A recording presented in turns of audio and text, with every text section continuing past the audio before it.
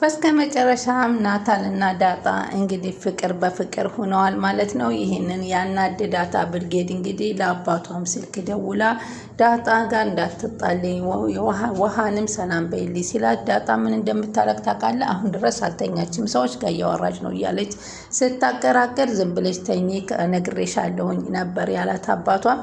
ይህንንም አላምን ብላ እንግዲህ ስልኳን ይዛ ወደ ሳሎናቸው ወደ መኝታ ቤቷ ወደ እሷ በኩል ስትሄድ እንግዲህ አልጋ ላይ ሆነው እነሱም እውነተኛ ፍቅራቸውን የተገላለጹ እስኪ ለምዚች ላይ ሳሚኝ አንተም ሳመኝ አንቺም ሳሚኝ የሚባባሉትን እንግዲህ እሱም ቪዲዮ ቀርጻ ይዛ እንግዲህ ለቤተሰቦቻቸው አሳይታባቸዋለች። ለነ ወይዘሮ ማርታ ማለት ነው። ወይዘሮ ማርታም ሲያዩት እንግዲህ የሌለ ነገር ነው የሆነው። እንግዲህ ምንም እነሱ ከተዋደዱ ምንም የሚደረግ ነገር እንደሌለ ነው እንግዲህ ያየንበት እና እንግዲህ ጦሰኛዋ ብርጌድ ካሜራዋን በመደቀን እንግዲህ ያላቸውን እንቅስቃሴ በመሆን የፍቅር መቀስ ሆናባቸዋል ማለት ነው። እነሱም ባላሰቡበት ብርጌድ ትመጣለች እያለች እንደውም ኧረ እባክህ ትከታተለናለች እያሉ ነበር። እነሱም ሳሎን ላይ ቁጭ ብለው ፍቅር በፍቅር እየተገላለጹ ነበር። አንተ መቼ ነው ፍቅር የያዘህ? አንቺስ በቤተሰብ ፍራቻ ውስጥ ገብቼ ነው እንጂ ለናታል ፍቅር እንዳላት በግልጽ ተናግራለች ማለት ነው። እርስ በርሳቸው እንግዲህ እየተገላለጹና ደስ የሚል ጨዋታ እንደ ፍቅረኛሞች ጨዋታ እየተለዋወጡ ነበር። አጅርጊት ብርጌድ ግን እንቅልፍ አጥታ እንግዲህ እንቅልፍ ነስቷት በር ላይ ሆና ነበር። ወይዘሮ ማርታ ዛሬ በውሃ በጣም ተበሳጭተዋል ማለት ነው። ምክንያቱም ከጎረቤት ከትምህርት ቤት ጓደኞቿ ሰካራምና አንዳንድ አላስፈላጊ የሆኑ ቁሳቁሶች ነበርና ዛሬ ከእነሱ መካከል መርፌ ነበር የተሰጣትና ያንን መርፌ ይዛ መታ ነበር። እንግዲህ ከነሱ ራሳቸውን የሚስቱበትና አንዳንድ ነገሮችን የሚንቀሳቀሱ ናቸው። ቢሆንም ፔጎ ይህን ነገር እየተወጋ እጁን ስታየው እስክስጠኝ በማለት እንግዲህ ሰጥተዋል። ይህንንም እንግዲህ ለጓደኛዋ ከቤት ቁጭ ብላ እያወራች እንዴት ቤተሰብና ተማሪስ ግንኙነት የለም? እንዴት ልጆቻቸውን ወላጆች ሳይከታከም እንዲሁም ትምህርት ቤት ቀይራ ሌላ ትምህርት ቤት መማር እንዳለባት ለመጠንናትም እንግዲህ ሄዳ ትምህርት ቤታቸውን መቀየር እንዳለባቸው ተነጋገሩ ማለት ነው። ዳጣ ክፍል 42 እንግዲህ ቀጣይ ፓርት ይዘንላችሁ መጥተናል። ውድ ተመልካቾቼ እንግዲህ ናታል በሰላም ምክንያት እንግዲህ ሰላም በሰጠችው ነገር ሁሉ ሄዶ እንግዲህ ዳጣን ሲያስጨንቃት ነበር የከረመው። ዳጣም እንግዲህ ምስኪኗ ሳቅና ጨዋታ የምትወደው ሲዘጋት በጣም የተጨናነቀችው ከአሁን እንግዲህ በቃ ምንድነው ረብ እዚህ ቤት በቃ መኖር አስጠላኝ፣ እኔ ያለ ናታል ደስታ የለኝም በማለት እንግዲህ ይቅር በለኝ ስትለው እሱ ደግሞ ይቅር ማለት እኮ አልተጣለሽ ለአንዴ ለመጨረሻ ጊዜ ጥያቄ መልሽልኝ፣ ያንም የፍቅር ጥያቄው እንድትመልስለት ነበር። በፍጹም ጉን ሴት ካፏ አውጥታ እወድሃለሁ የሚለውን ነገር በጣም መልስ አጥታ ነፍሷን የተጨነቀችና እንዴት አድርጋ መመለስ እንዳለባት ግራ ተጋብታ ነበር። ዛሬ ላይ እንግዲህ ያለችው ላስብበት የሚል መልስ ሰጥታው ነበርና ላስብበት የሚባል እንጂ ሌሊቱን እንቅልፍ አልነጋለትም ነበር ናታል። እንደውም ዳጣ በተቀመጠችበት ላስብበት ያልሺ ነገር እንቅልፍ ነስቶኛልና እባክሽ ንገሪኝ ሲላት አሁንም ይህን ጥያቄ ከባድ ነው እኮ የጠየቀችኝ ግን ተቀብያለሁ በማለት እንግዲህ በፊቷ በመነቅነቅም ሆነ እሺ በማለት በሳይን ታሳየዋለች። በጣም ተደሰተ። ከዛ በኋላ እንግዲህ ብርጌድ እንግዲህ ያው ሰላምን እየተፋታቻት አይደለም። ምክንያቱም ያረገዛችው ወረተት ዘተረፈ እየደመረች እየቀነሰች ነው ያላችሁ። ሆኖም ግን ይህ ምንም የምታመጣው ነገር የላትም። አሁን እንግዲህ እሱ ከዛ አንተ ከኔ ጋር ከዚህ ግቢ ውስጥ አይተዋል? ይህን ግቢ አባቴ የገዛው ቤት፣ ይህ ቤት እኮ ለእኔ ነው። ይህን ቤት እኮ እኔን ካገባኸኝ አብረህ የምትኖርበት ቤት ነው ስትለው የምታገቢው ባል ምናልባት ሊሆን ይችላል ሲላት አንተን ነው ሌላ ማንንም አላገባም እያለች ስትለው ፍቅር እኮ እኔ አንቺ ወደሽኝ እኔ ካልወደድኩሽ ጥሩ ነገር ሊመጣ አይችልም። ፍቅር በሁለት በኩል ሲመጣ ነው። እባክሽ እያደረጓት ነበረ። እና እሱ በፍጹም ደግሞ እንደማያገባት ቢነግራትም በፍጹም ደግሞ እኔ እሞታለሁ እንጂ ከእኔ ውጭ ማንንም አታገባም፣ ማንንም አገባለሁ ብትል ደግሞ እኔ ያንን ሰው እኔ እገለዋለሁኝ እስከ ማለት ድረስ ነበር የተናገረችው። እንግዲህ ሰላም ዛሬ ለወይዘሮ ማርታ ቁጭ ብላ ሻያዋን እየጠጣች እባክሽ አንድ ጥያቄ ልጠይቅሽ እስኪ በማለት ነበር ጠይቀቻት። ምንድን ነው አንድ ጥያቄ የምጠይቅሽ? ልጅሽ ወልደሽ ቢጠፋብሽ ምን ታደርጊያለሽ ስትላት፣ ልጄ ለምን ይጠፋብኛል? ወልጄው እንዴት ይጠፋብኛል? እንዴት እናትና ልጅ ይጠፋል? እያለች ነበረ። እንዴ ቢጠፋስ እስቲ ምናልባት ምን ሆነንም በእርግጥ በልጅነቱ ወደ አሁኑ እንደወለድኩት ከጠፋብኝ ለማግኘት በጣም ይቸገራል እያለች ነበረ ስትናገር። ልጅ ሲመጣ እንዴት ነው አሁን አንቺ እየጠበቅሽ ያለሽው? ደስታሽ ልዩ ስሜት እኮ አለ እያለች እንዲሁም ስለ ልጅና ስለ ፍቅር እየነገረቻት ነው። የጠፋቻትን ልጇን በማስታወስ ነበር እንግዲህ ሰላም ይህንን ጥያቄ ለወይዘሮ ማርታ ያቀረበችላቸው። ወይዘሮ ማርታም አይዞሽ እንግዲህ ጥሩ ነገር ነው፣ የሚመጣውን ነገር ሁሉ ትቀበዋለሽ፣ ግን ልጅ ሊጠፋ የሚለውን ነገር አታስታውሺ። አሁን ምናልባት ወልጄ ብተኛ ልጄን ይሰርቁኛል ብለሽ ፈራሽ እንዴ ሰላምዬ? በማለት ነበር ወይዘሮ ማርታ የጠየቀቻት።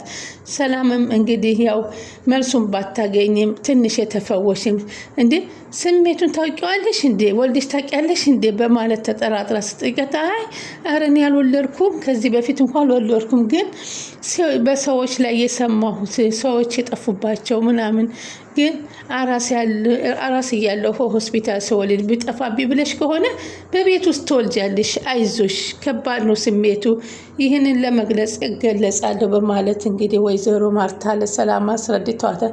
ሰላም እንግዲህ እሺ ነገሩ ከተፈጠረ በኋላ ልትረሺው ትችያለሽ በማለት አንስታለች። እንዴት ልረሳ ትችላለሁ? ልጄን አምጬ ወለድኳትን 9 ወር ያረገዝኳትን ልጅ እንዴት በፍጹም ከአእምሮዬ ልትጠፋብኝ አትችልም በማለት ወይዘሮ ማርታም ይነግሯታል። ወይዘሮ ማርታም ሰላም ያነሳችበት ጥያቄ እንዴት ልትጠይቀኝ ቻለ እያለች እንደገና እያወዛገባት ይገኛል።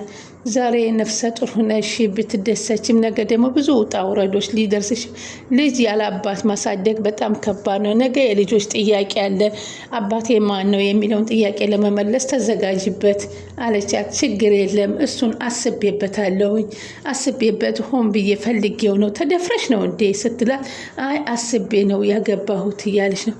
ውሃ እንግዲህ ወይዘሮ ማርታን እያናደደች ነው። በትምህርት ቤት ሰዓት በምትሄድበት ሰዓት ያሉትን ነገር ለማድረግ የምትወስደው ነገር ግራ እያጋባቸው ነገር ነው። ይህ የውሃ በሽታ ምንድን ነው እያለች ከናታልም ጋር ስትመካከል፣ ናታል በዓለማችን እኮ እንደዚህ አይነት ሰዎች አሉ፣ ብቻ እኛን ፈጣሪ ያኖርላት፣ እኛን ካጣችን የውሃ ምን እንደምትሆን ግራ ይገባኛል ስትል፣ አይ አብርጌድም እኮ ጎበዝ ናት፣ ትጠነቀቅላታለች፣ ትከታተላታለች በማለት ነበረ ያማከረው ማለት ነው።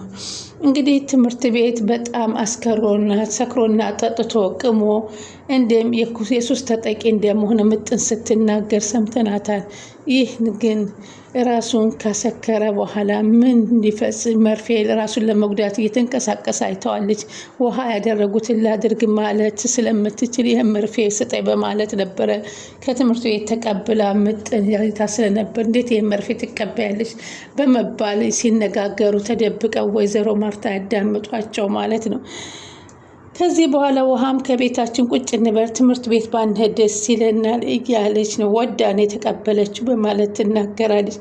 አብርጌድ እንግዲህ የአባቷ ላይ ብትነጋገርም አንተ ጭራሽ ያን ደግሞ ፍቅረኛዋ ደውሎላት እንኳን ላናግርህ ላገባ ሳይህ ታስጠላኛለህ፣ እባክህ ሁለተኛ እንዳትደውልብኝ በማለት እንግዲህ ናታልና ዳጣ ቁጭ ብለው እየተጫወቱ ነበርና በዚህ ሁኔታ ፍቅራቸውን የተገላለጹ እያሉ መጀመሪያ እንዴት አየሽ? በጣም ነበር እፈራህ ነበረ፣ በዚህ ልቆ መጥ እንደ ጉማሬ ያስፈራል ወይ እስካልኩ ድረስ ነው፣ እኔ ግን ልቤ ደንግጦ ነበረ በማለት የመጀመሪያውን ሁሉ እየባስታወሱ እየተነጋገር ቁንጅናዋም ቆንጆ እንደሆነችና ጥሉ ታጋሽ እንዲሁም በሁለመናዋ የወደዳት እንደሆነ ገለጸለትና አደነቀላት። እንግዲህ ዳጣ ለእኔ ያድርጋት እያልኩ ሁልጊዜ እመኝ ነበር አለኝ። ከዛም እሱ ለሰላም ሂዶ ሰላም በጣም ደስ ብሎኛል አለችው። ሰላም ወደ መኝታ ቤቷ ወደ እናት አልመጣች። አሁን አየህ አንቺ ያልሽው ነገር ሰርቷል ሰላምዬ፣ ደስ ብሎኛል ዛሬ። እኔ አላልኩህም?